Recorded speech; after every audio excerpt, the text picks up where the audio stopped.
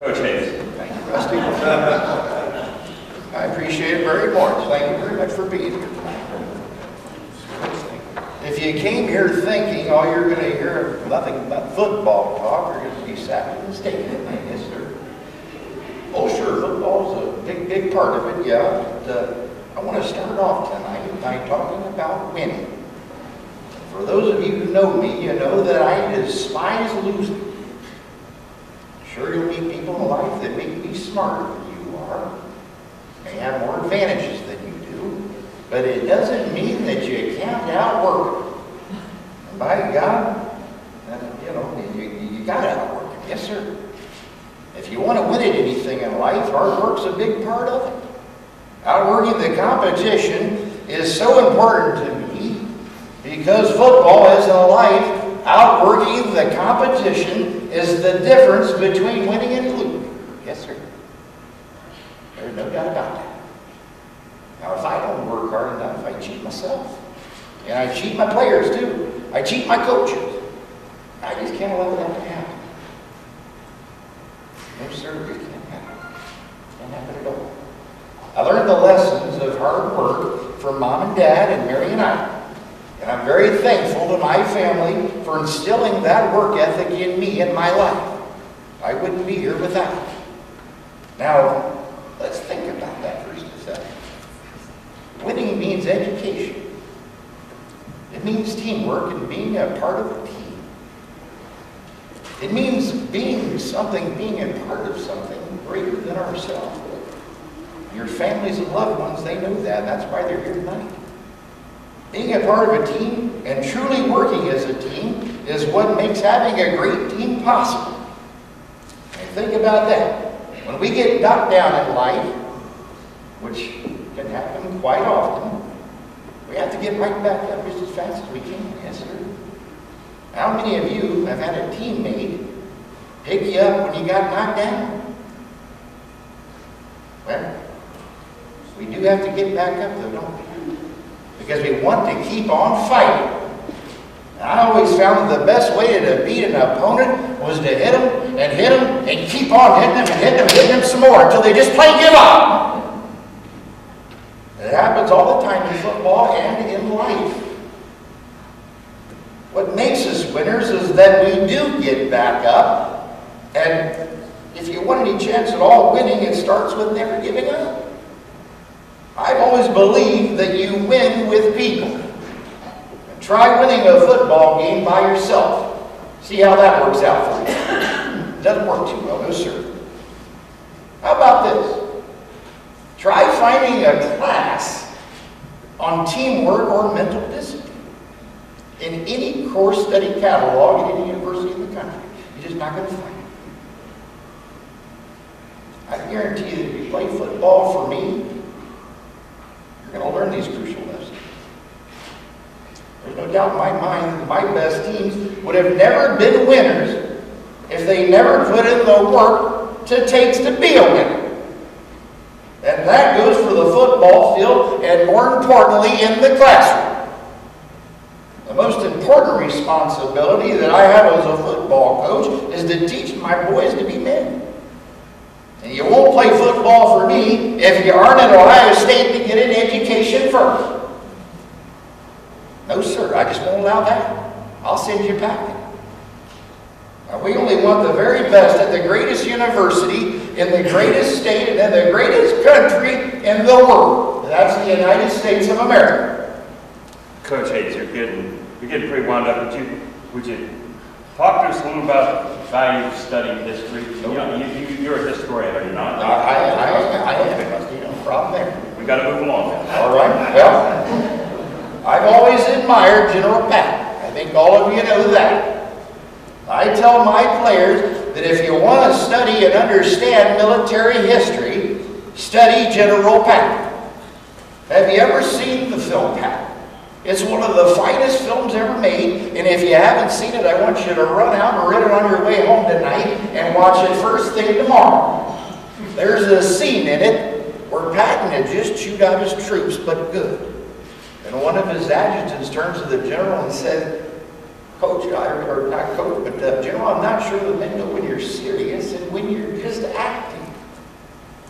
Patton turns to the adjutant and says, it's not important that they know. It's only important that I know. Well, Patton was right. Aside from historical performance and our boys winning World War II, it's the lessons of Patton that I'll never forget.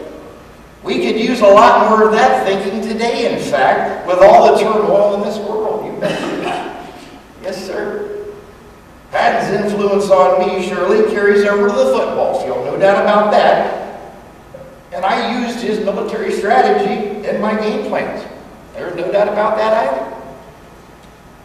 I would call these plays Patton 26 and Patton 27, and we'd run it right down their throat. And they knew it was coming, and I dared them to try to stop it. Good luck. Now, if I got mad enough, I'd shout out, let's see if they can stop it. And the boys would get antsy and want to go right get it right now. You know what? We were playing our butts off. They just couldn't stop it. And if you can't stop it, I'm going to keep running it right down your throat. It didn't matter how many times we ran it either, and we'd just keep hitting them and hitting them and hitting them and hitting some more, and they just plumb give up. Kind of drives you crazy on the other sideline if you're a coach, doesn't it? Just can't be. Now, another great general, Civil War General William Tecumseh Sherman, he's the one who ran an option play right through the South, if you remember that. And he said, war is hell. But that's only half the quote, isn't it? What he really said was, war is hell, and I mean to make it so. Well, after the '69 season, I viewed football the way Sherman did. And for me and Bo, it began what was called the 10-year war of Michigan and Ohio State.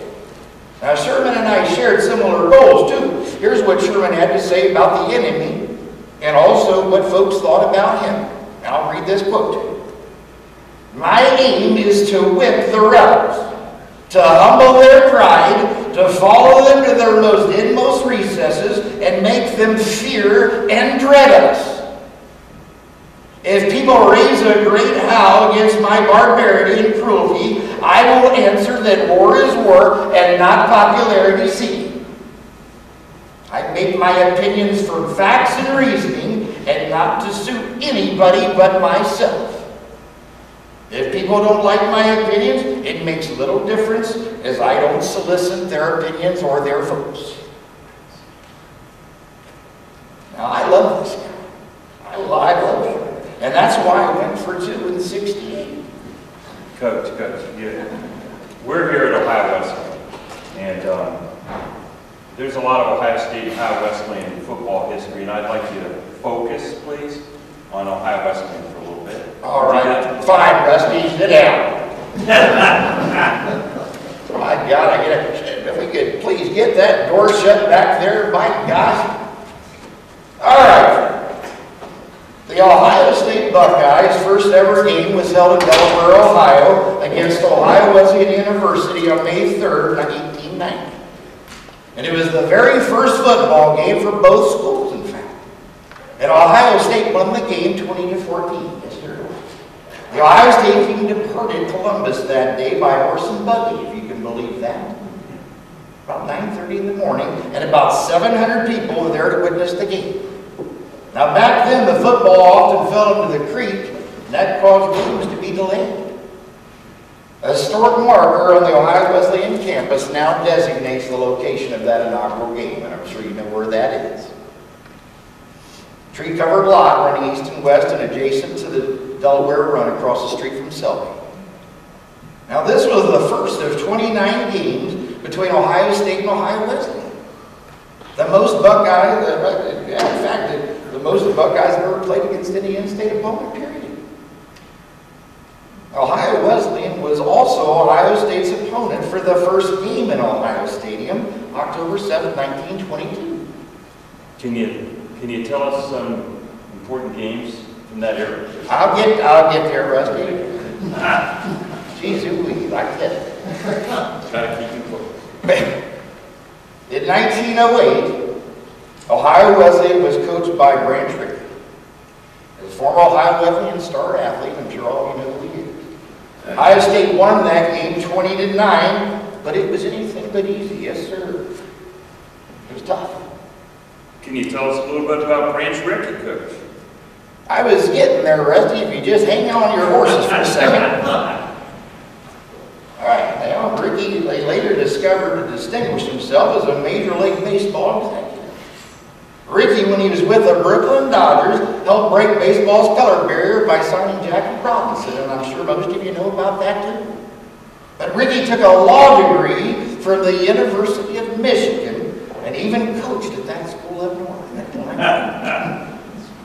I never forgave Rickey for that either. In fact, I decided to get even. Yes, I did. It didn't even matter if it was recruiting or a game. I always wanted to beat that team up north. And I'll never forget this one recruiting trip. We go up to see a boy in Michigan. Lou Holtz is driving me up there.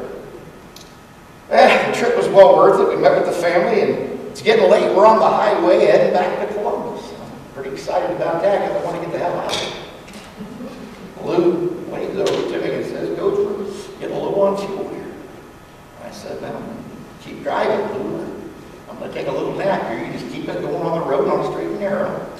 And about 5 minutes later, he leans over again and says, Coach, we're going to run out of fuel. We're going to end up having to push this sucker. And I said, keep driving. Another 5 minutes go by, and Lou taps me on the shoulder again, interrupts my sleep, and said, Coach, we're going to run out of gas if we don't pull over. And I said, you know what?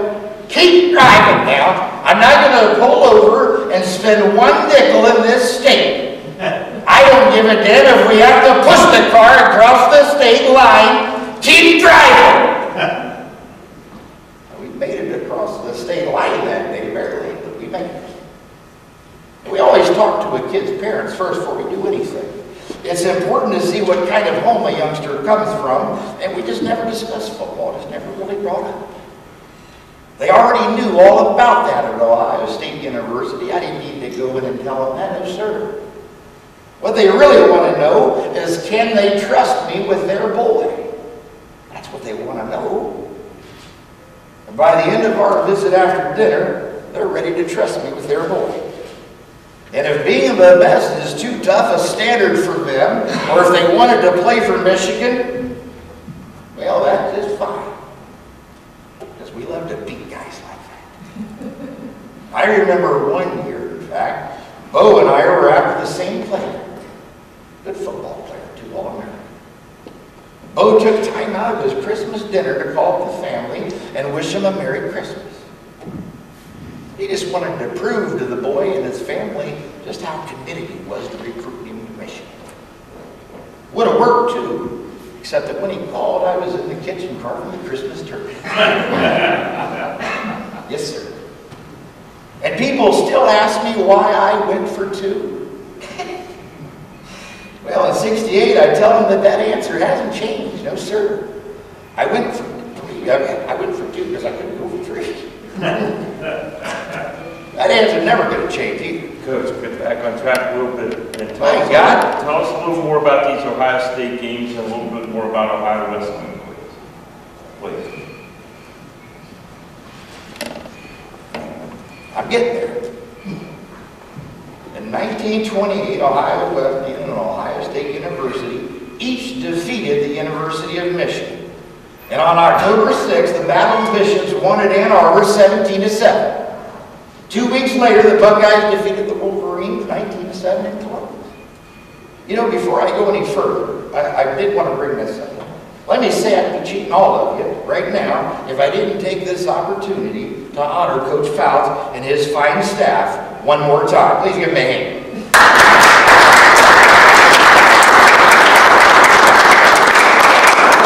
You all have a lot to be proud of here, and I'll tell you, all of you do. Just keep that in mind. I also want to single out Les Michael. He was part of that fabulous staff. Les was on our staff as an assistant coach at Denison University.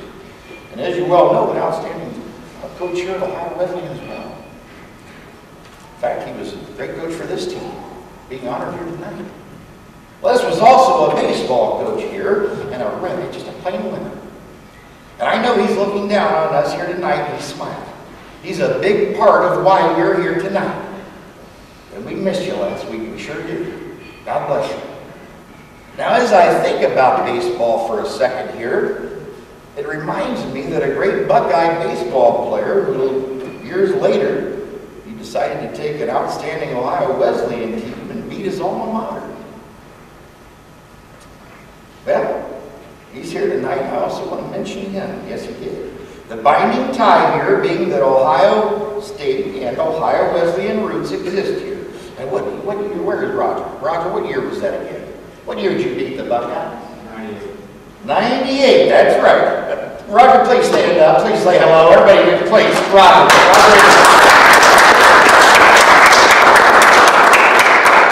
For those of you that already know Roger, I don't have to tell you how lucky you are to have him. Outstanding player, outstanding coach and leader, and you're athletic director at Ohio Wesleyan University. Yes, sir.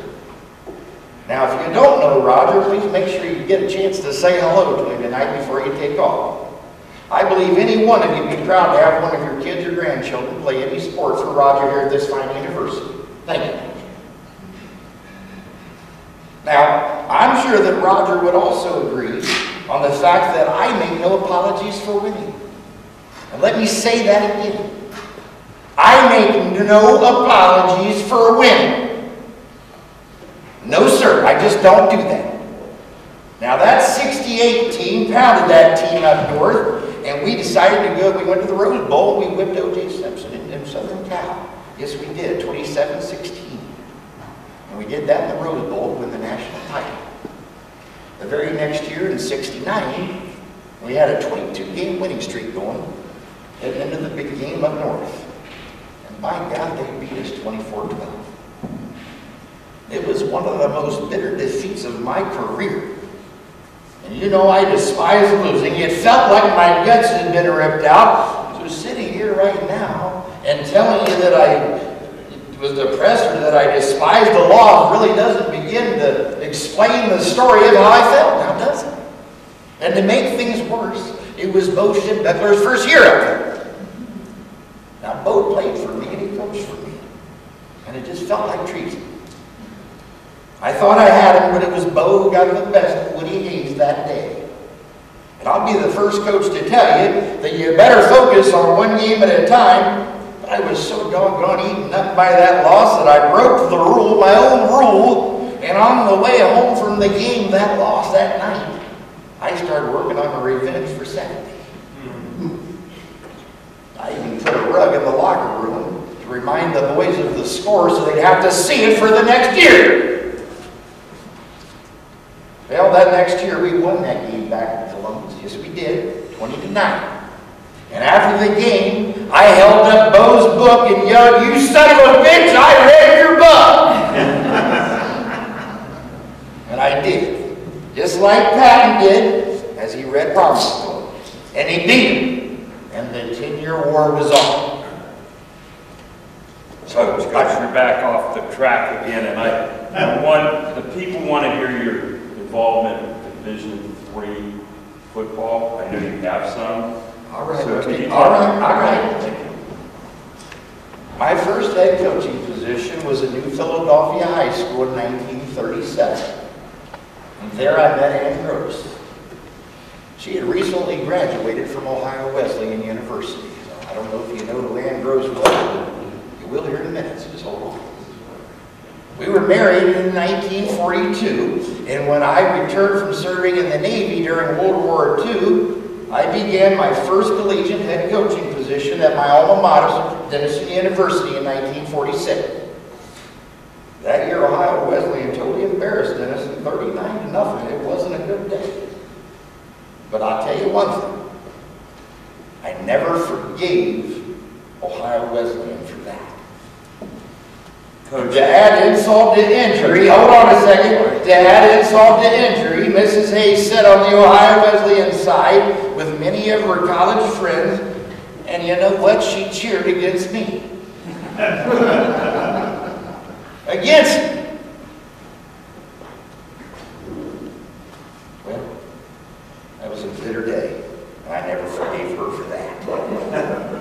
Remember, though, that this is the same wonderful woman that once asked, would you ever consider divorcing Woody?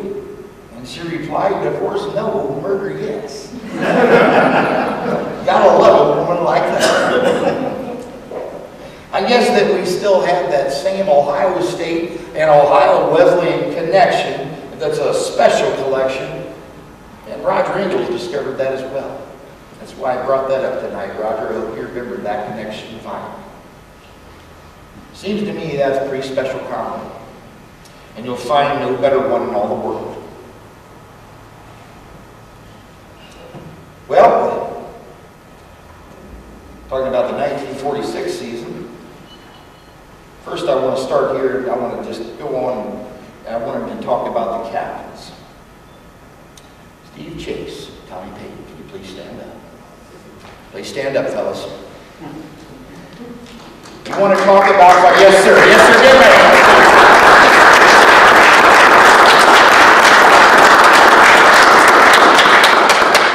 You boys can play for me anytime. I like to part my left. You want to talk about fine leaders, hard workers, and great American stories. That's why these fellows are taking a bow now. And if you don't know these young men, make sure you introduce yourself to them. These leaders are ones we can all admire, and boy, do we need more of them like we do today. We're really struggling for leaders today. We need more like you fellas. These captains are truly special, and they've sealed their place in Ohio Wesleyan lore for all time. They're winners. And heck, we all tend to admire the leaders on special championship teams a little more now, don't we? Doesn't it sink in just a little bit more when you watch a winner? You want to be part of it? It's just human nature. Now the entire team that's here, I'd like all of you to stand up now, please. Give yourself a hand.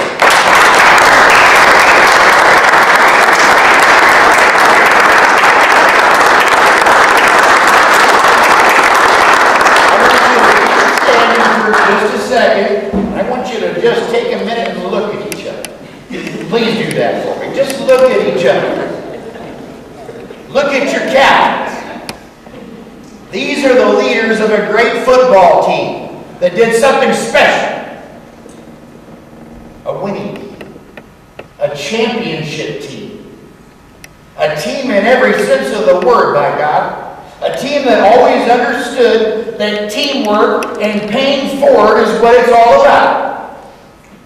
Be it in football or in life, it's understanding what it's truly all about. It's education. It's hard work. It's being a part of the team. And despising the lose. And winning with people, and yes, paying forward. Everyone in this room is a winner tonight because you inspire one another. Think of what you mean to each other. Winning, my friends, you understand it well. You're honored here tonight for what you did on the gridiron, but make no mistake about how that's carried over into life. It touches each and every one of you to this moment, to this very day. Your piece of history lives forever as a part of the best team that ever played here at Ohio Wesleyan University. Yes, sir. And your alma mater thanks you. And they'll always remember your place in history here. You are truly winners, and please give yourselves one more round of a hand and then sit down, please.